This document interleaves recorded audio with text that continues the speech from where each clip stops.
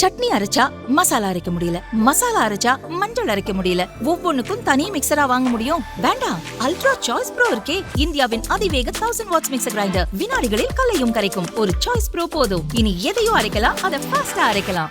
கரூர் வேலுச்சாமிபுரத்தில் கடந்த செப்டம்பர் 27ஆம் தேதி தாவேக தலைவர் விஜய் பிரச்சாரம் செய்தார். பல ஆயிரக்கணக்கான மக்கள் விஜயை பார்க்க வந்தனர். அப்போது ஏற்பட்ட கூட்ட நெரிசலில் பெண்கள், குழந்தைகள் உள்பட 41 பேர் இறந்தனர். இந்த சம்பவம் நாடு முழுவதும் அதிர்ச்சியை ஏற்படுத்தியது. தமிழக அரசு நீதிபதி அருணா ஜெகதீசன் தலைமையில் ஒரு நபர் விசாரணை கமிஷன் அமைத்தது. சிறப்பு புலனாய்வு விசாரணைக்கு சென்னை ஹைகோர்ட் உத்தரவிட்டது. தாவேக இதற்கு எதிர்ப்பு தெரிவித்தது. சிபிஐ விசாரணைக்கு உத்தரவிடக் கோரி அக்கட்சி சார்பில் சுப்ரீம் கோர்ட்டில் மனு தாக்கல் செய்யப்பட்டது. வழக்கை விசாரித்த சுப்ரீம் கோர்ட் சிபிஐ விசாரிக்க உத்தரவிட்டது. அத்துடன் சுப்ரீம் கோர்ட் முன்னாள் நீதிபதி அஜய் ரஸ்தோகி தலைமையில் சிபிஐ விசாரணையை கண்காணிக்க குழுவும் அமைக்கப்பட்டது. சுப்ரீம் கோர்ட் உத்தரவுப்படி சிபிஐ அதிகாரிகள் கரூர் சுற்றுலா மாளிகையில் தங்கியிருந்து விசாரணை நடத்தி வருகின்றனர். கரூர் சம்பவத்தில் பாதிக்கப்பட்டவர்களின் குடும்பத்தினர் முதல் தாவேக நிர்வாகிகள் வரை 80 பேரிடம் இதுவரை விசாரணை நடந்து முடிந்திருக்கிறது. இந்நிலையில் சிபிஐ விசாரணையை ரத்து செய்ய கோரி தமிழக அரசின் உள்துறை கூடுதல் செயலாளர் மனுராஜ் சுப்ரீம் கோர்ட்டில் சிறப்பு மனு தாக்கல் செய்துள்ளார்.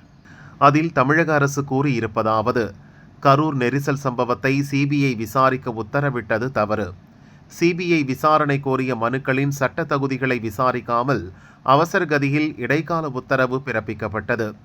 தமிழக அரசு வாதங்களை முன்வைக்க போதிய வாய்ப்பும் வழங்கப்படவில்லை.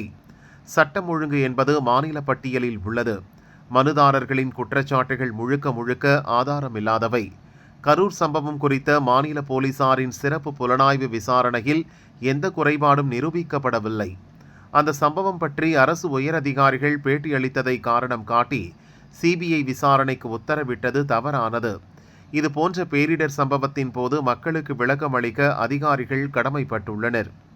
தமிழக போலீஸ் துறையின் மூத்த அதிகாரிகளை கொண்டு பாரபட்சமற்ற எஸ்ஐடி விசாரணை நடந்த சமயத்தில் அந்த விசாரணையை நிறுத்திவிட்டு சிபிஐ விசாரணைக்கு உத்தரவிட்டது சரியில்லை. அது மாநில போலீஸ் மீதான மக்களின் பொது நம்பிக்கையை குறைத்துவிடும். எனவே இந்த சிறப்பு மனுவை விசாரித்து சிபிஐ விசாரணையை ரத்து செய்ய வேண்டும். ஏற்கனவே நடந்த மாநில அரசின் சிறப்பு புலனாய்வு விசாரணை தொடர அனுமதிக்க வேண்டும். சிபிஐ விசாரணை கோரிய மனுவை டிஸ்மிஸ் செய்ய வேண்டும் என தமிழக அரசின் மனுவில் கூறப்பட்டுள்ளது.